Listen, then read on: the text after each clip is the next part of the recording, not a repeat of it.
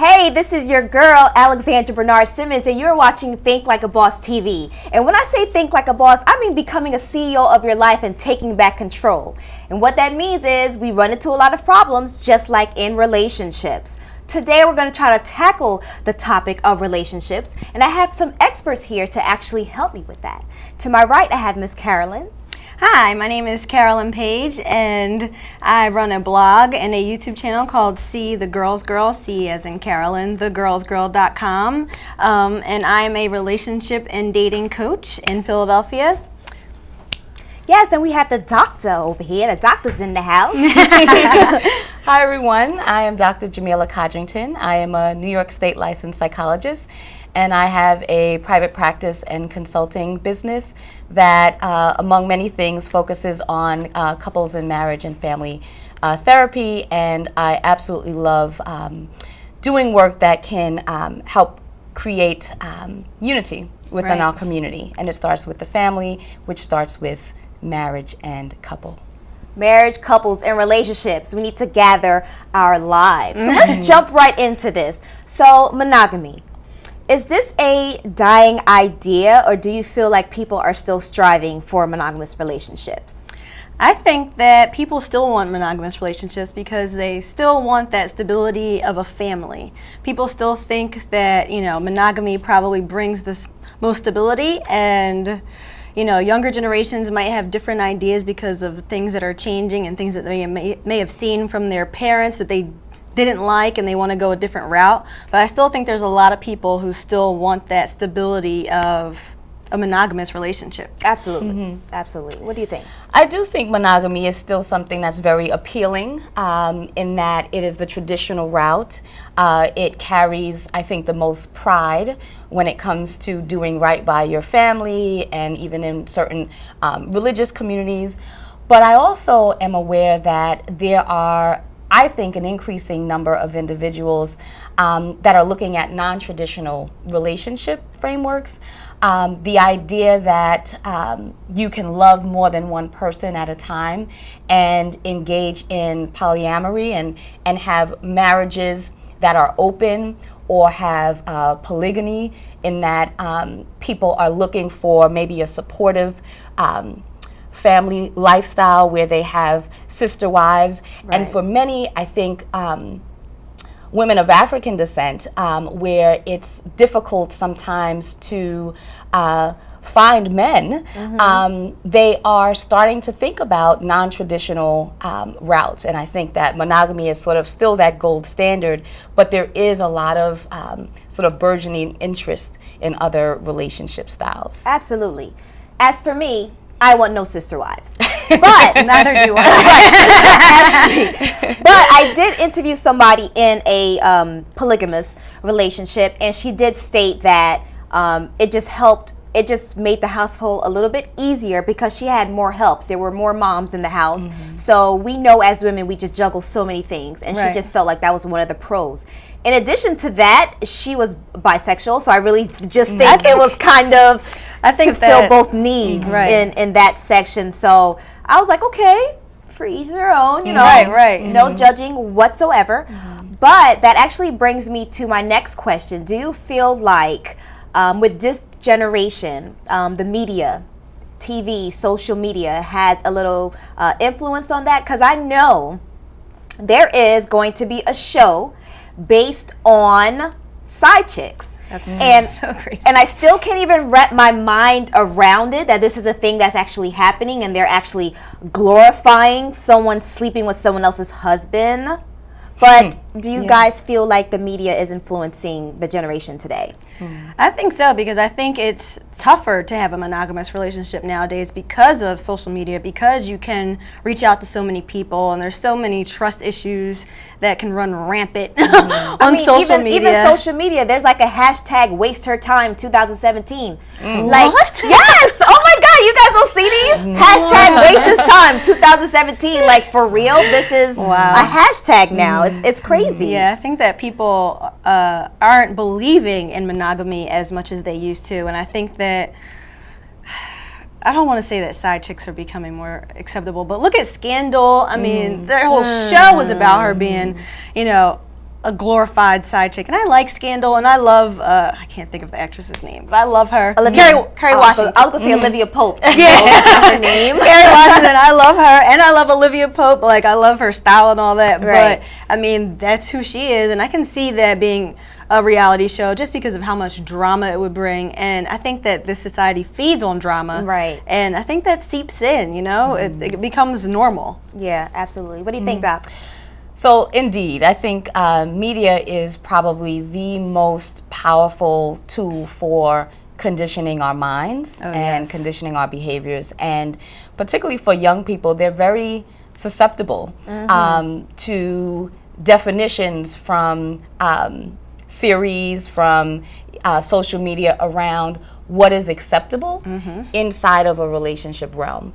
And I think that there are many themes that you can look at inside of social media, some of the hashtags that you've mentioned, but also you look at World Star, you look at all these different ideas about what's happening and what goes public. And usually it's the ratchet that goes public, right? Because that's the most entertaining. Right. And so you're creating a whole new social norm through ratchet TV around what it means to be in a relationship. Right. And when you don't have strong parenting and mentorship and spiritual and religious communities that are there conditioning the minds and the values and the behaviors of young people coming up, they're being socialized by World Star. They're being socialized by social media. Right. And so absolutely it is a concern. And that is not going to reflect wholesome traditional monogamy. No. Absolutely not. Because it's boring. Right, right. But bringing me to a point, you had said something that struck me, parenting and basically what they've seen in the past. Do you feel like for the Black community that one reason that monogamous relationships is not, one of the biggest goals is because we don't have examples to live up to, or just, bad history? What do you guys think about that? I think it has a lot to do with your examples. I mean, when I was growing up, none of my girlfriends had fathers. I was the only one who had a father that was still married to their mom, who lived in the house, no drama. They didn't even have fathers that lived in the house, stepfathers, nothing. So, I mean, it's a huge thing in the Black community, not having the presence of fathers around and not seeing a successful marriage from your mom or your aunts or whoever is in your family. Well, you don't see it, you don't think it's possible. You might see it on TV, but you're like, well, in reality, that doesn't really exist. Right. You know what I mean? So I think that has a huge impact on us. Okay. And Jamila, psychologically, what do you feel like the history of, people of color and relationships? So we're always coming to the table in general with baggage. And then when you have centuries of racism and oppression, your bag is even heavier, right? And so we have to think about the fact that we've been living in this country under the forces of racism, Jim Crowism, a range of different discrimination and oppression practices has followed us for hundreds of years. And part of that brings us to a point of not feeling that we have the self-worth, that we're kings and queens, right? And so when you walk through life not relating to yourself with high self-esteem, or knowing that you can engage in a relationship and not rely on that relationship to validate you, because you give yourself your own sense of worth and validation, then a lot of times you are going into relationships under the pretense that it's going to give you something that really you should be giving yourself. Absolutely. So then when you don't get that thing, when someone is disrespectful to you, or someone doesn't honor you the way that they want you, the way you want them to honor them, yourself, then it's not just a problem that needs to be resolved through a communication strategy, but it's something that is an attack really on who you are as a person. Right. And so small things become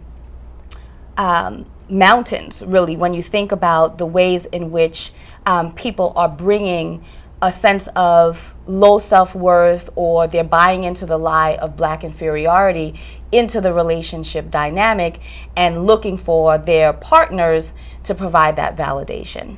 So what it sounds like is mental health plays a huge role in a relationship. The mental health for yourself plays a huge role in what you attract. And it reminds me of one of my favorite quotes that I share with a lot of women that I work with.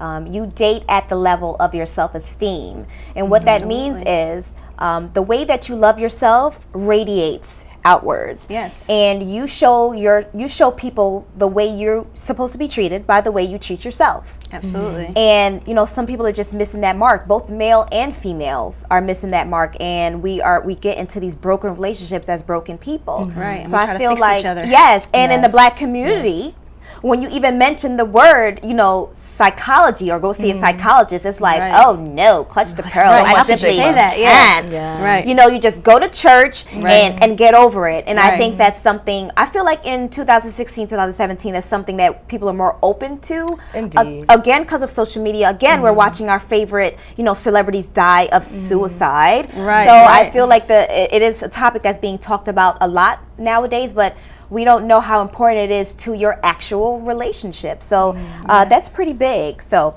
moving on to the next thought, what do you feel are like the top 3 things that are needed in a relationship, or not really needed, the top 3 things that go wrong in a relationship rather? I would say, like we were just talking about, not loving yourself and not treating yourself with enough respect that other men or women, whoever you are dating, will treat you with. That's definitely top. Then communication. A lot of us don't communicate well. A lot of us learn how to communicate from our parents, and either we're taught to, yell and scream and get it out that way, or we're taught to, keep it in. A lot of us aren't taught really good communication skills. Right. And I think that's number one, because if you can't communicate your needs, your wants, your differences, and be able to actually have a conversation, a discussion about it and move forward, then your relationship is doomed from the get-go. Agreed. And trust. I think trust is extremely important to have in a relationship. Yes. What do you think, Jamila? I agree. Communication and trust, the foundation, the bedrock of a sustainable relationship. I think what happens is that we don't spend enough time in courtship. We don't spend enough time getting to know our partners, and part of it is that we confuse romance with love. That many people get into relationships because of the euphoria of falling in love with a person, and they think that is a sufficient condition to move forward in a lifetime partnership or even a committed relationship. But in fact, there's so much more around compatibility that's needed in order for a relationship to be sustainable.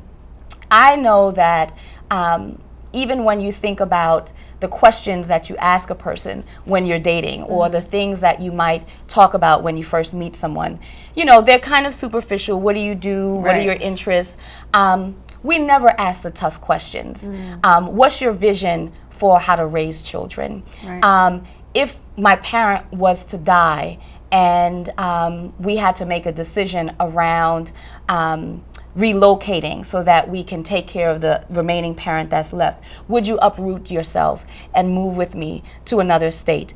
These are the things that really make up the nuts and bolts of life, and we make decisions around relationships just on emotion and not on our philosophy of life, not on our values, and not on understanding the whole person as they evolve. And so I think we need to spend more time really getting to understand theirs, certainly the mental health and the psyche of an individual and their families.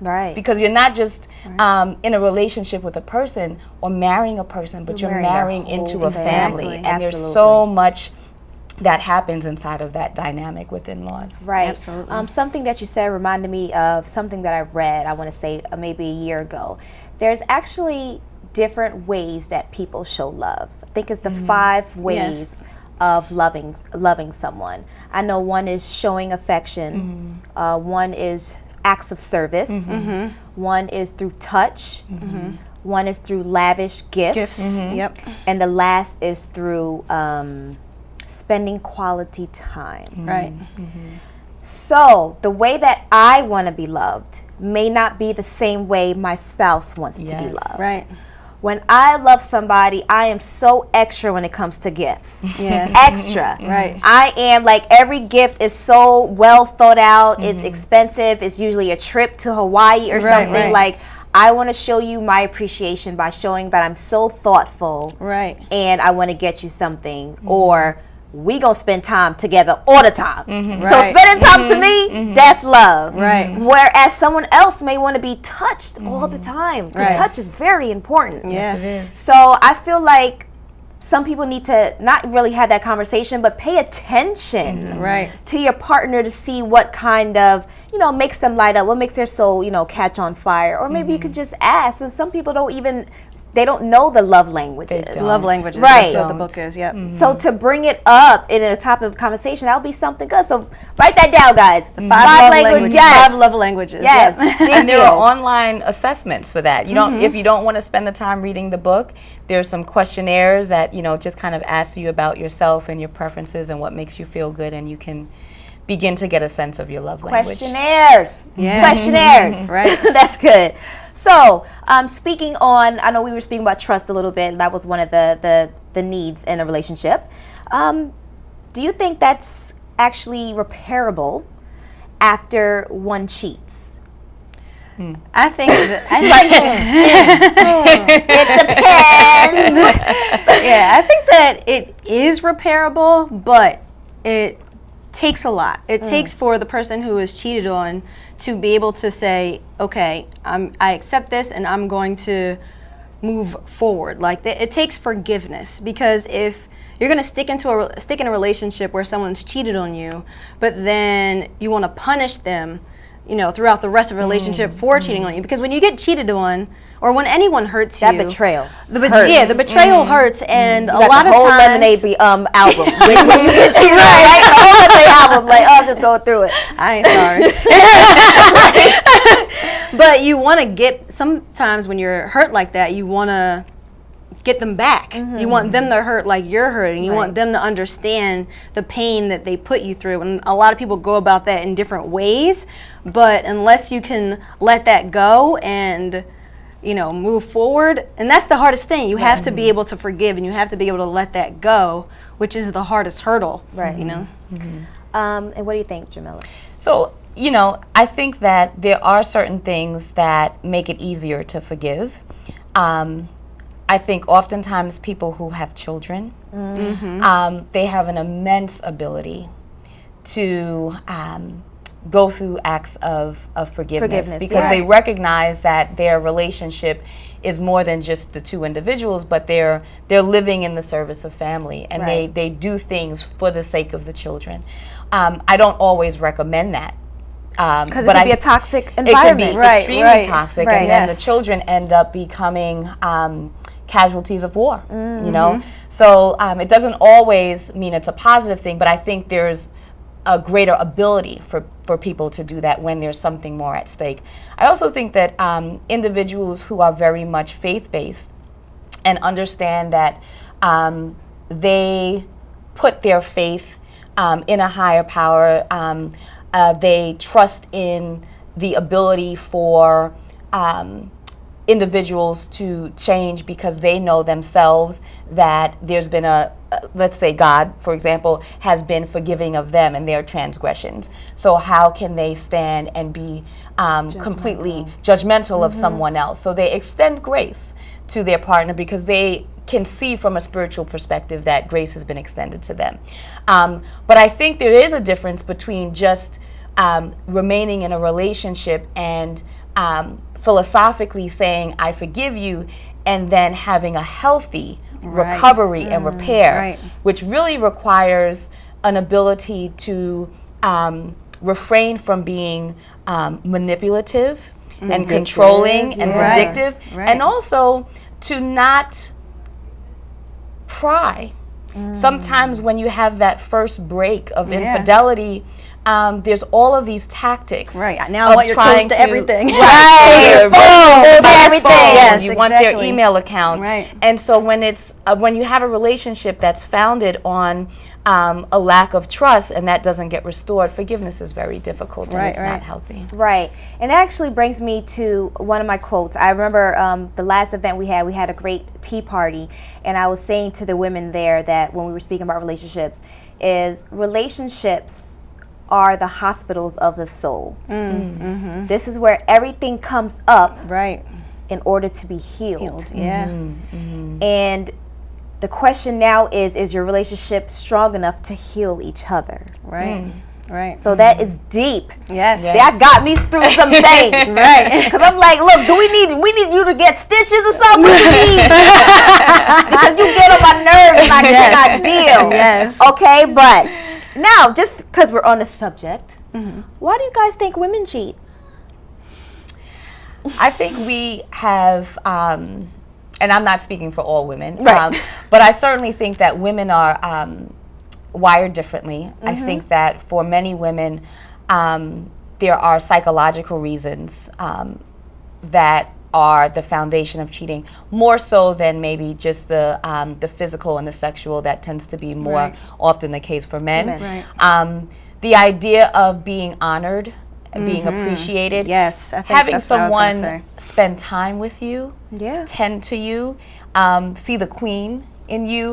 Those are very important. And I think oftentimes when men are not careful and they're not tending to those areas inside of the relationship, women can cheat even if it's not a sexual relationship. Straight emotional. Sometimes, they those just want that attention. The harder relationships to break, when it's really based off of emotion and just the psychological or spiritual connection. And men?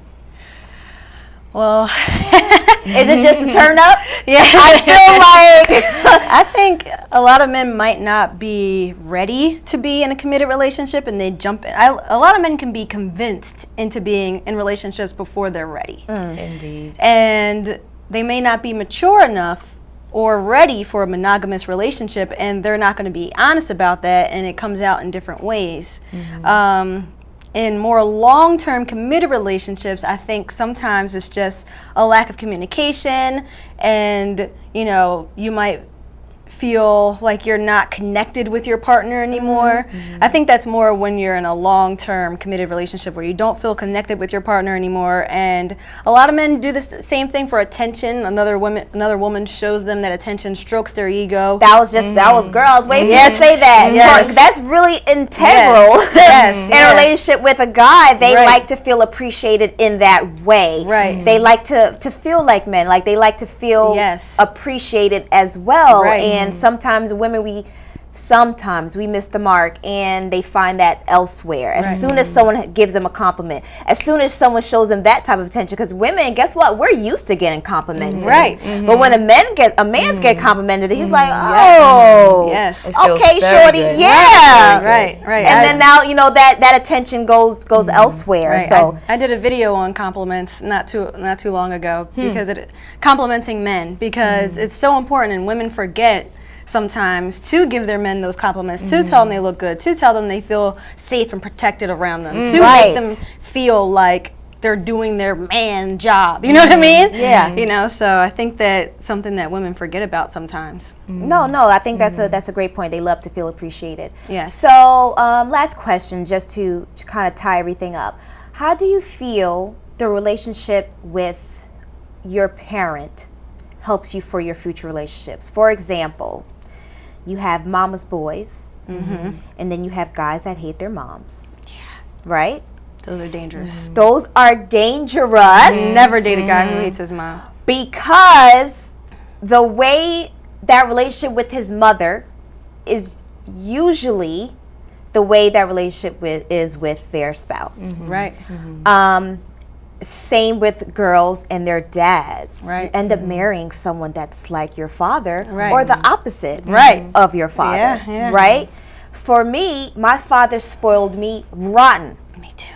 Right? Me too. As a result, I'm thinking I'm a princess. Yes. Expectations. Right. Expectations. Right. You not treat me like a queen. You need to go. Right, Because right. I was a princess. I've been a princess. Right. So if I'm queen status and you're not meeting me there, I'm sorry. You need to exit. Yes. In addition to that, material things wasn't anything to me because I already had all of that, and now I could buy my own things. So again, my language of love was time, was affection, was different things. Yeah. It wasn't necessarily me needing something from you that was materialistic. Right. So what do you guys think about straight relationships with parents? Like me with my son, I know that's such a fragile relationship, and I want him to be the best husband and father he can be in the future. So we're best friends. Right. Like I taught him basketball. We're on the court. We're just doing things. I never miss a game. I don't care how many businesses I own. I'm always there because I want him to be there for his wife and to be there for his kids. Right. So just to tie this together, what do you guys think about that? I think it's crucial, the relationship that you have with your parents, because they're your model, for what a woman is, what a man is, you know what I mean? And if that relationship is broken in some sort of way, then you might be looking for love that you didn't get from them, from someone else. Or you might be looking for someone else to validate who you are. You might be looking for someone else to tell you you're special if you didn't get that from them. And that can be a really rocky road to go down when you're looking for something outside of yourself to fulfill you. And if your parents didn't instill you with that self-esteem and that self-love, because I think that's really where it starts. If your parents don't instill that in you, you take that out on the world. Right. When girls have daddy issues, they looking Yes. for daddy Everywhere. everywhere, Everywhere. and it gets a little tough. And the same with guys that I've seen have mommy issues. Am I your spouse or am I your mom? Right. So Yes. now our relationship is a little off. And I think that in the Black community, that's a huge thing, because a lot of sons end up being the man of the house at a very young age, Right. Or they're babied. You know what I mean? It's just the dynamics can go a lot of different ways, but I think that it's so crucial to have that healthy relationship with your parents. And if you didn't have that healthy relationship, be responsible enough to know realize what you're lacking and try to fulfill that in yourself. Absolutely. Ladies, thank you so much for coming. We had a great conversation on relationships. Thank We're going to you. try to Thank continue you. this Yes. November 11th, St. Peter's University. You guys better be at our huge annual empowerment summit. It's going to be great. 300 plus people, okay? But this is your host, Alexandra Bernard Simmons, and this was Think Like a Boss TV. Thanks for watching.